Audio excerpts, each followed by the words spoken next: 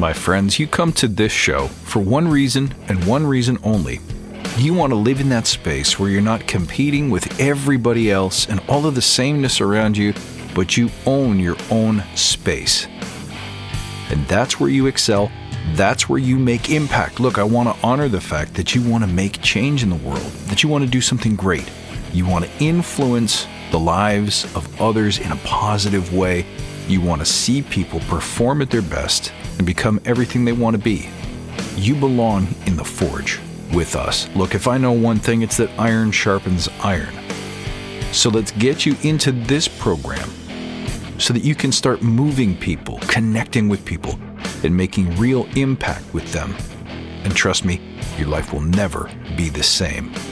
Check in the show notes below to find out where you can sign up for an upcoming info session. I'll tell you all about it. You can meet some of the people who have gone before you, how their lives have been transformed, and how they've launched into greatness at levels that even they wouldn't have expected.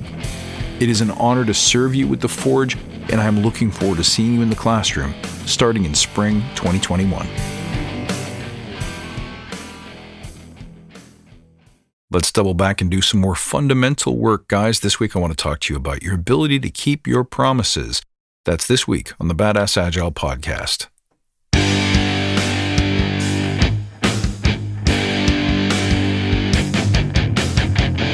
Greetings, team. Welcome to the Badass Agile podcast. I'm your host, Chris Williams.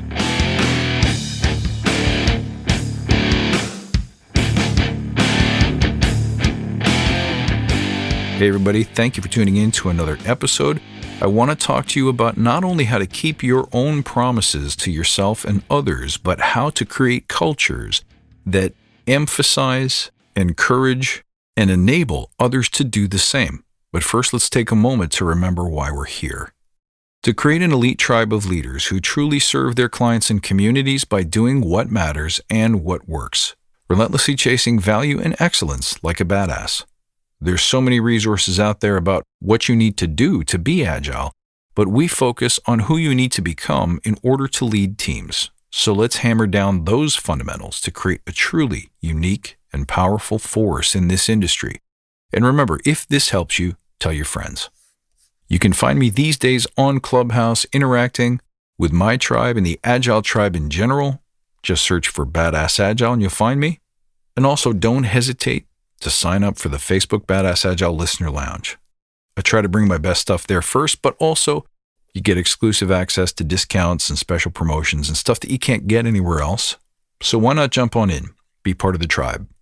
Okay, let's talk about promises. When it comes to productivity, I say this with absolute certainty, and I don't care if it flies in the face of everything you learn in your Scrum, Agile, Kanban, or SAFe classes. The biggest predictor of your ability to produce on a consistent basis and improve over time is your ability to keep promises. When you keep promises, you build trust. When you keep promises, things get done. When you keep promises, you get to benefit from the sense of virtue, nobility, and strength that comes from sticking your neck out on the line and holding yourself and others accountable for it. Now, if we can keep promises not only to ourselves, but if we can keep promises to others, and they in turn learn to keep their promises to you, now we have what's known as a high-performing unit. And none of that is predicated on whether or not we like each other, we hang out socially outside of the team room, because now likability is not a necessary and prerequisite condition to success and positive energy in the room. It is wholly dependent on something that is much, much easier to control: trust, being good to my word, and knowing that you're good to yours. Now, sometimes talk about making and keeping promises scares people, because when you make a promise and then you don't keep it for whatever reason, people feel pressure. They feel guilt, they feel shame, and that forces people to paint themselves into a corner where they no longer feel comfortable making promises at all, because they don't want to feel the feelings of not being able to meet them, or being exposed as being slower or less experienced or less confident or less comfortable than any person to the left or to the right of them. We have to dismantle the negative association with the word promise. Some people like the word promise, some people like the word commitment, some people have a problem with both. But here's the truth that you can't avoid. We can't get rid of this fact that in order for us to work together as a team, you need to be able to plan your day based on the things that might be dependent on me or anybody else, whether that's a prior deliverable, whether that's me opening a door for you, whether that is me enabling you with tools or information or knowledge. Promises are the cornerstone of our day. You can't develop without a product owner telling you what their specification or requirement is? Great. You need the product owner's promise to spend time with you. Tester can't test until a developer delivers a piece of code and the BA supports it with documentation? Great. That QA person is counting on you keeping your promises in order to organize their time and their work and then to make and keep promises their own. But here's the deal. I think culturally we've placed so much importance on the word promises because it means accountability, doesn't it? It means there's a chance that I won't keep my promise. So here's the way that you take all of the negative emotion and all of the pressure out of the word promise, commitment, or accountability. You simply say either you keep your promise or you tell me that you can't keep your promise as soon as you know that you can't keep it. And I will either renegotiate with you, that is to say, reduce the scope, break a big thing into a smaller thing, create a new edition of the MVP, or I will crack open doors, bring all of the resources that I can possibly access to bear to help you keep your promise. Now, this is the purpose of the daily stand-up, to create an escape and release valve for all of the promises that we make that are hard to keep because the world is changing around us, because other people don't keep their promises, because there's been a situational change, there's been bad news, we misunderstood the expectation. All of those things should no longer carry a negative charge. Not keeping your promise is okay, as long as you can communicate it as soon as you know you can't. Not keeping your promises is not a function of your character. It's not a reason to carry shame or guilt. Not keeping your promises might simply be saying, I didn't have all the information. I didn't understand the expectation. I didn't have the tools and resources that were necessary. What we don't want to have happen, though, is to take those reasons and turn them into excuses. So the minute that reason comes up, you communicate it, you ask for help, you recruit assistance. What you don't do is simply hum a tune, tap your foot, and let the deadline or the milestone pass, and then use all of those reasons as excuses for letting your team down. Do you see the difference? When you frame it that way, the mindset is either we win or we learn, which is such an important mindset shift. As a team, either we get good at keeping our promises, we keep our promises, or we learn why we couldn't keep our promises so that it's easier to make better, more predictable promises in the future.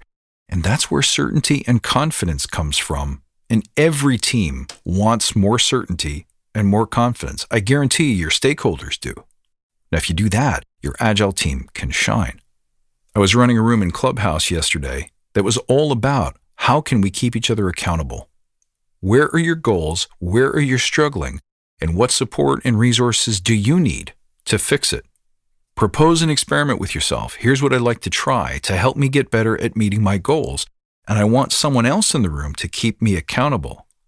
The beloved swim buddy. Someone to check in with you and say, hey, you made a promise of X. Are you on track or are you struggling? And if you're struggling, what can I do to pull you out of the quicksand and put a tick in the victory column for you? That's what teamwork means. People always ask, how do you create high-performing teams, especially when you've been handed a team and you can't control the quality, the mindset, or the attitude of the members? This is the secret. This is the key. This is what makes awesome teams hum. It works even better in my experience if I consider myself as accountable for your promises as you do. Whoa. Mind blown. There's a new way of thinking about things, huh? So let's keep this real simple. This is about attitude, mindset, and practices. The best and easiest way to do this is to create an escape valve. Don't load promise or commitment or accountability or milestone or deliverable with a negative emotional charge that it's either hit or miss. Eliminate excuse culture by creating an escape valve, where the moment a reason for a change in expectation becomes evident, address it now before that reason has to become an excuse that we hide behind, that we feel shame around. Make your stand-ups all about enabling promises. Promise victory by simply using the words, "How can I help?"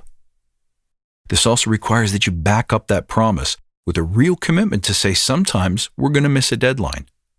We've bitten off more than we can chew. It was different than we thought it was going to be. Something changed. Great. Let's replan, renegotiate, renavigate the new landscape based on that new information so that we can reframe and achieve victory. Dig in on this stuff, guys. This is more important than your JIRA knowledge. This is more important than your rally knowledge. This is more important than your tools, your frameworks, your toys, and your games. This is real peak performance stuff for you and your team. So take this on. Let me know what you think. You can reach out at badassagile.com. You can find me on Twitter at badass_agile. I'll look forward to seeing you next time. And until then, guys, stay badass.